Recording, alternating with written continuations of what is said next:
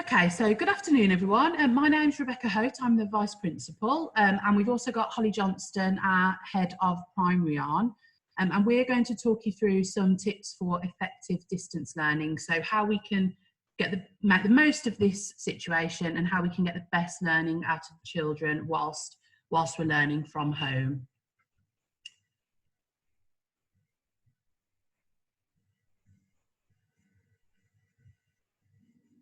Okay, just bear with us while we move the PowerPoint.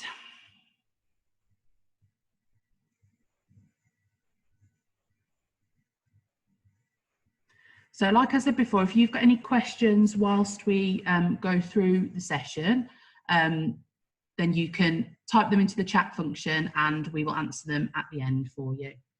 Okay, so the first thing that we would recommend in order to make the most of the learning that's taking place is to set a regular routine by, first of all, the children waking up at a regular time. Okay, so in the same way that we would if we were physically going to school, the children waking up at the same time every day, getting up and making sure they get dressed, they do what they would normally do to prepare for school. It's really hard for the children to get themselves into a place where they can work properly if they're getting up at different times or if they're not getting themselves ready like they normally would. So first of all, wake up at a regular time.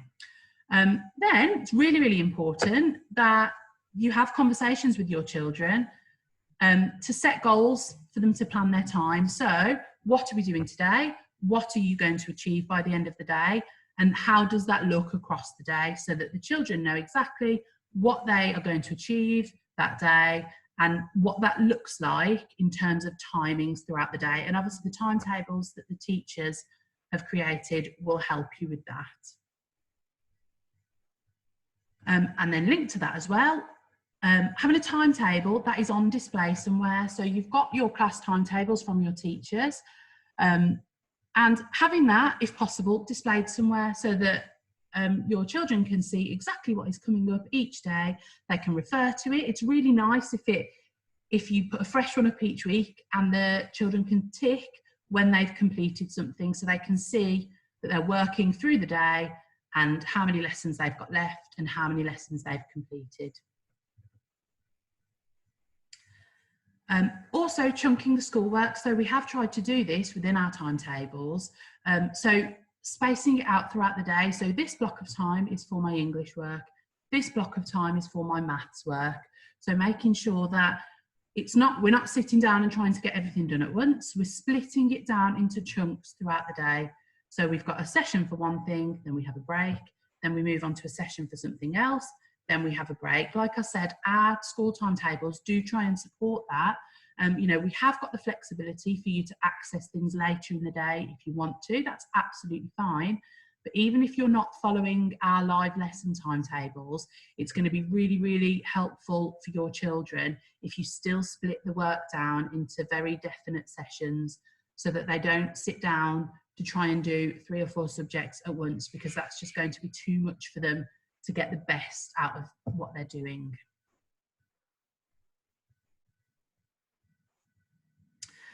Also really, really important, and this is the same for adults, and I know myself and all the staff are doing this as well, is having a really specific workspace in your house.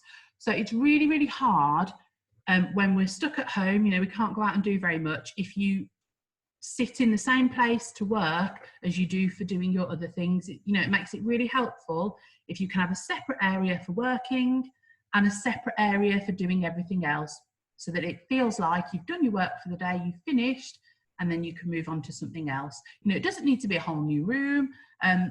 All we mean is maybe, you sit in a specific space at the table to do your work, and then when you've finished your work for the day, you tidy all your things, put them away, so that the space is now kind of social family space rather than a workspace. So having that really separate area, okay, even if it's an area that you get everything out at the start of the day and then pack it all away, that's fine. Having that separate area is going to really, really help the children and their well-being during this time, and it will help them to be able to switch off once they've finished for the day.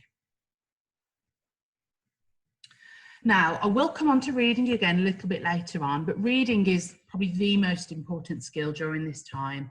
It's really, really important that we keep up the reading, and having a kind of quiet space that the children can go to and read every day, and, you know, somewhere comfortable. So that doesn't need to be the place that they do their schoolwork in. Is there somewhere where they can go and take a book or a comic or a magazine or anything at all and read and enjoy their reading time? If nothing else, if the children are having a really tough day and they're finding things really difficult, the top priority is to read. So even if they're struggling with all of their other work and they're finding it really hard and you're struggling to get them to concentrate, or you haven't got much time on that day, the most important thing is that they try and read every day.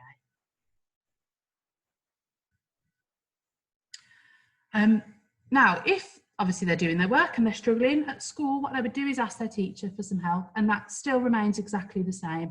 So there are obviously lots of ways on our platforms that they can contact the teachers. So they can do voice messages, they can do written messages. You are able to contact the teachers as well. So please ask for help if your child's not sure on something. That's what the teachers are there for, and to help. Obviously they may not be able to get back to you immediately because they're trying to facilitate all the other children as well, but they will get back to you to provide some support if your child is struggling. Also encourage the children to ask you if they're struggling. So it's great that, you know, we can try and get our children to work as independently as possible. So getting them to have a go at doing things on their own. But say to them, you know, if you're really finding it hard, ask me, because it might be that someone in the family is able to point them in the right direction. And another facility we have, obviously, on our platforms is that friends are able to speak to each other. So using the commenting tools, particularly on Seesaw for the primary children, you know, they can reach out to a friend and say, can someone explain this to me? And that, what that will do as well is keep those relationships going. I know it's really hard for the children at the moment. They're not being able to see their friends. They're not getting that time to socialise. So using the online platforms to speak to each other and to talk about their work and ask each other for feedback will help to keep those friendships going whilst they can't see each other. Another really important thing is daily exercise where we can. Now, obviously, we know it's Ramadan at the moment, and we know there are restrictions there for doing that. But once Ramadan is over, and for those children who aren't fasting and who it's appropriate for, doing some exercise every day is really, really beneficial. It keeps their mind working. I know it's really hard at the moment. You know, we're all stuck inside. But if they can do something, so I know we've been posting the links for the live workouts with Joe Wicks. If they can do that, then great. Also, I know lots of teachers have been setting different challenges that involve physical activity. So accessing those is brilliant. And where they can, going out and getting some fresh air during the day as well. That's really, really important to keep their minds working and to make sure they can focus as much as possible when they're doing their schoolwork. Also, what's really, really important during this time is the well-being of everyone. You know, it's a really, really hard time.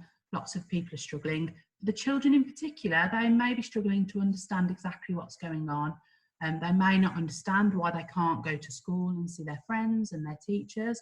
So make some time every day to talk to your children about how they're feeling. So what are they worried about? What do they want to ask you about? And it may be that you can help them or explain something to them, or it may be sometimes that just by talking about how they're feeling, it removes that worry from them and they're able to focus more on their schoolwork. And another big thing which can really, really help is to try and encourage your children to help with some household jobs. So at the moment, you know, I know we all feel a little bit like we might be struggling for a purpose. We can't go out much, we can't do what we would normally do. So see if your children can do certain things around the house to help out, give them a purpose, give them a job to do. You might want to put this as part of their timetable that we talked about, or as part of their daily routine. So here are 2 things I would like you to help with around the house today, and give them some motivation to do that. And it also gives them a bit of a break away from their schoolwork. I know a lot of the children, their social time does involve being on computers or iPads or laptops or computer games. So this might give them a bit of a break away from their schoolwork without still being on a device. And because if they've been doing their schoolwork on a device and then they have a break and still stay on their device, obviously, they're not getting that break from the screen time. So, give them some jobs to do, give them something to make them feel important and that they're being helpful. And it also gives them that bit of a break away from the computer screen.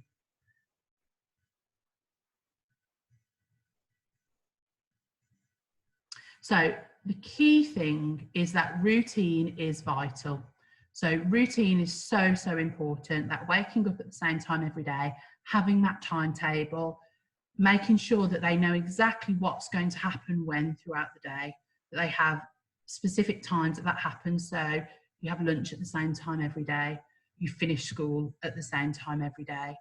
That's going to really, really help the children's mental well-being because they know what to expect and they know what we expect of them as a school and as parents.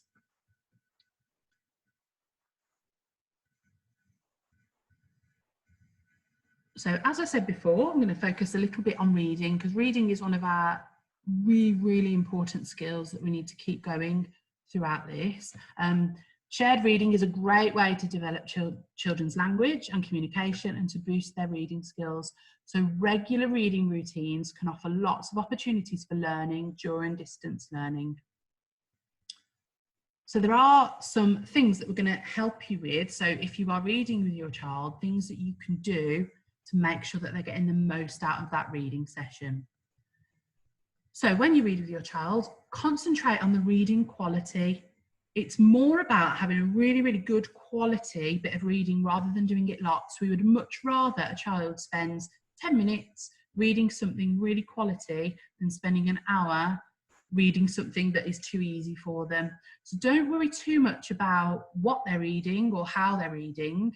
Books are great, but you can also read leaflets, comics, recipes, instructions on a web page, following a recipe. There's reading everywhere. So it's about taking any opportunity you can find to encourage your child to read.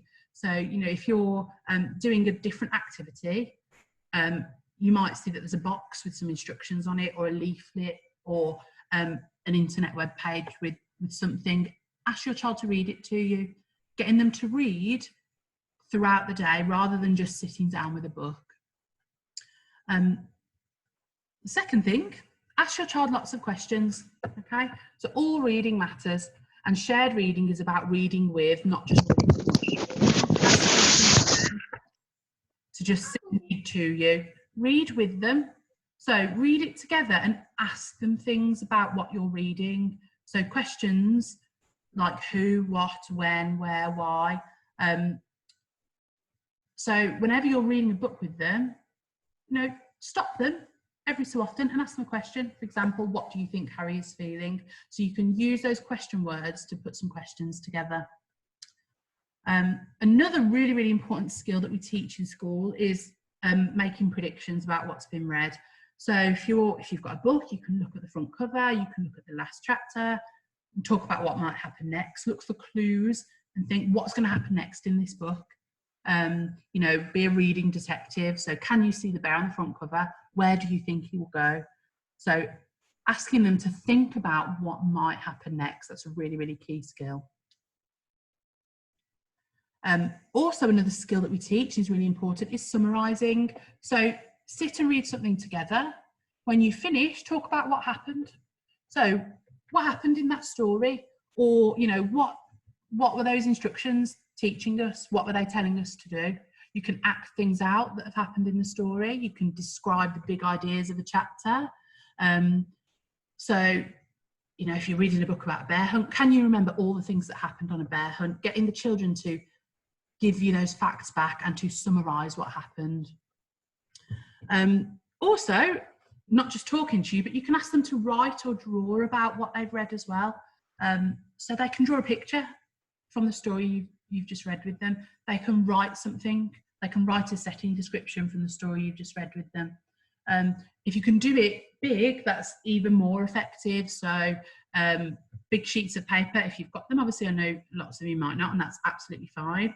To create things like treasure maps, to draw pictures and make them as fun as possible. Reading and discussing reading with friends and family. So make books a big part of the family. So get your child to read something and then share it with all of the family or with the friends. You know, link up with people over video calls. Talk about the stories you've read together whilst you're doing other things, to make it really fun, and so that it's something that you can do all together and build relationships. And the big thing is maintaining the motivation to read. So talk about how fun reading is.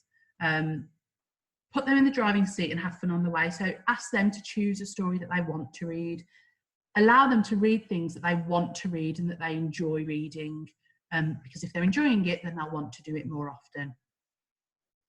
Okay, so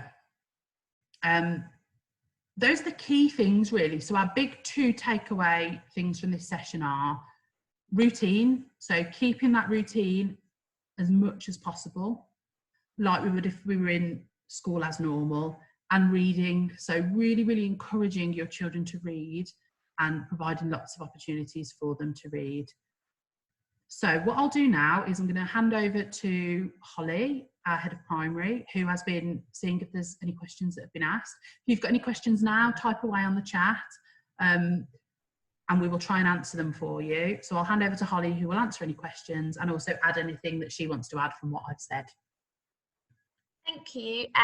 No, we have only had one question come through so far. So if you have any others, like Rebecca said, please just use the chat function on Zoom to type any questions that you might have for me to answer. So the one question that we've had through was just asking if the information that we were going to be sharing would be valid for children at the kind of lower end of the school, so down in the FS department as well. And hopefully, having listened to all our information, you would agree that it was helpful for those of you that have children in FS as well. We're aware that the FS department, the primary and the secondary department all have slightly different approaches to how we are teaching during this distance learning period. But our workshop today was more focusing on those fundamental things that you can put in place for your children during this time. So hopefully you will have found that the information we gave you was very helpful, whether you've got children in FS1 or children up in year 8. Hopefully you found some tips like getting that routine in place, ensuring they're getting a bit of exercise, ensuring that they're doing reading. It will obviously look very different for children in FS to children in year 8, but they're all things that they can be doing. I would also say is that the teachers are the real experts. So if you have a question or you have specific questions as this distance learning continues, please reach out to our teachers, because they have a real wealth of knowledge that they can share with you, and they will have tried different things and will have found things that work, things that don't work. So they can really help you if you've got a specific question about something that you need some help with. Mm-hmm. Yeah, because some of our teachers do have slightly different approaches to how they're doing their live lessons and how they are getting children to submit work, even within, say, the primary department or the secondary department. But that's all because, like we've said, they've trialed different things and they're doing what works best for the children and parents in their class. So another question I've had is, I think it's meaning kind of helping children with getting online for their live sessions, as if they're late, they're potentially missing the class. Now, the guidance that we gave out to our teachers was to kind of allow for maybe up to 5 minutes after the time that the class is allowed to start for children to be allowed to be admitted onto the live lesson. And the reason that we have given that kind of cutoff is because the teacher will be using that initial time of the live session to be introducing the topic, to be explaining the concept for the lesson, and to be outlining the work that needs done. And if a child misses that, then the rest of the live session might not be meaningful for that child. And the teacher then doesn't want to have to spend time repeating what they have kind of already said at the beginning of the live session. So we've asked for the teachers to have a little bit of leeway in allowing children to be admitted and to starting the lesson a few minutes after the start time, so that all children have a chance to log on. I think now that we're a good few weeks into doing these live sessions, children seem to be really on top of their timetables and managing to log in on time. But I understand it can be quite hard especially if you've got more than one child that needs to get logged on for the beginning of a lesson. So if you do find that you're struggling because you have multiple children at home, or because you're juggling your own work with trying to support your child at home, then please do drop your class teacher a message and ask them if they can just admit the child to the lesson. You would have to understand that the teacher won't then be going over what they've already spoken about in that time miss, but it will allow your child to be online for the Zoom session to pick up what they can from the teacher and to see their friends for a little while. But really, it seems to be going very well now with the children getting logged on time for the lessons, and the teachers record all their Zoom sessions and they upload it immediately after they have finished on their live session with the children. So if your child has missed the live input, then they will get the recording or a pre-recorded lesson on Seesaw or what other platform you're using if you're an FS or secondary. I have a parent asking about after school activities. So currently we have obviously kind of suspended our after school provision that we would offer with our after school clubs. And the reason behind this is because we are really trying to strike the balance between not giving our children too much work and allowing them to get that balance of screen time as well, which is really important. If we were to be running after school clubs right now, then it would involve, you know, kind of an extra half hour or hour of screen time for the children and extra work time, which I think would be quite a lot for the children to deal with right now. However, lots of the teachers I know do put up kind of extra challenges for the children. So if you're wanting that extra little bit of work out with the school day, then there's always the option to do those extra little challenges. I know like the Year 6 teacher does like fitness challenges, and she's done some smoothie making challenges and stuff. So there are optional things that you can be doing. We do also have subscriptions to things like Times Table Rockstars and Education City that your children can make use of out with school time. And like we've said as well, making sure that there's time for good quality reading each day too. So we have made the decision not to be providing those extracurricular clubs right now, but that's purely to try and have your kind of child's well-being first, so that they do have that time to kind of decompress after the school day, because it can be quite long for them sitting at the laptop. So someone has asked, are the live sessions recorded? So hopefully I've answered that for you. Yes, the live sessions are recorded and uploaded onto Seesaw if you're in the primary department. I know some of the year groups lower down, especially in Year 1, they don't upload the live session. They upload a pre-recorded session that the teacher has done themselves, just because they have found in Year 1 quite a lot of the time the children might be speaking a lot or kind of be fidgety, or some of our Year 1 teachers have had some issues with their internet connection, so they have found doing a pre-recorded lesson and uploading it has been much better for that. Another parent's asking, most of the work being done during the live session, then doing it independently, is it possible to increase the time of the live sessions and keep extra activities or homework for independent work?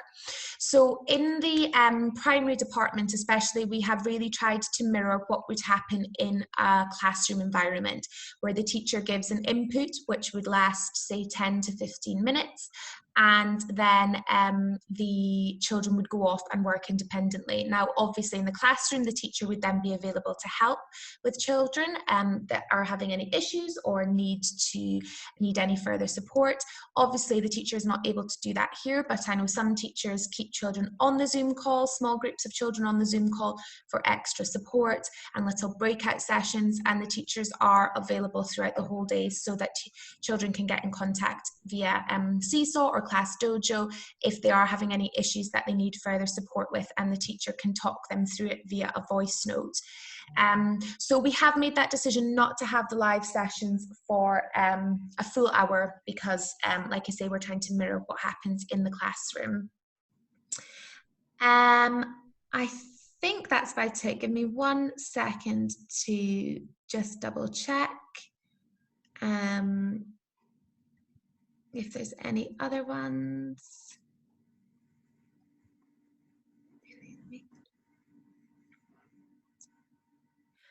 And yes, we're not able to have individual teacher and student sessions due to safeguarding. We have to have a minimum of 3 children logging on to a live session for that session to be able to go ahead.